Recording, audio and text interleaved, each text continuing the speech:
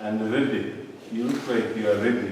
Enshonga egi ezirwa kumanywa ha mukoro gw'okutongoza ehururu y'okusirika abaana abari hansi y'emyaka 5 n'abakazi okutandikira ha myaka 15 okuza ha myaka 45 hamwe n'abaishiki bato abari hagati y'emyaka 10 okuza ha myaka 15. Omuri Sheema district abaana 27 tibakabonaga mubazi in their lifetime.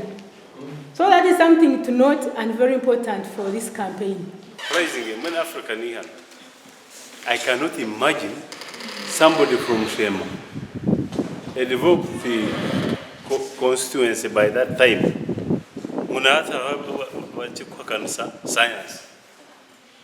That one is purely a security issue. Abarkwebembere by'amagaro muri Sheema nibajangwa enshonga zirikuremesa abantu okusirikwa tizirikushana kurugirira hi barukuruga. Some of our communities, by virtue of how they are or what they are, nitushanga bamwe abashaho batakoraki batahikayo, in the fact that nitushanga these communities omwana tibakakora gachi tibakamujemaga. Hariho urwaruro rumwe nargiye kurabamo okuside za south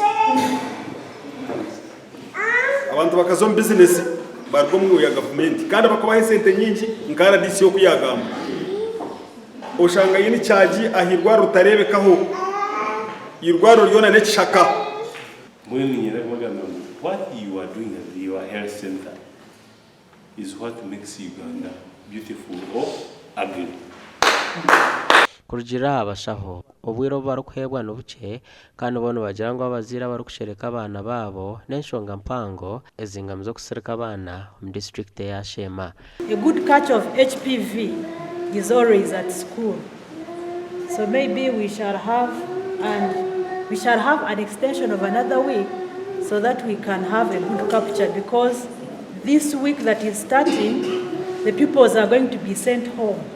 So it may be very difficult to capture them at home since they did not have the cards, but better at school. We think they are done with measles vaccine. Yet, government introduced the second dose. The immunity that is enough to protect them. Ehururu y'okusirika neija kutandika ebiro 5 ku 11/2024 okusya 11 ku 11/2024 omu district ya Sheema aha marwariro goona omu mashomero kandi byona nebyabusha. To launch this campaign Gasha kwa Michael atwachire.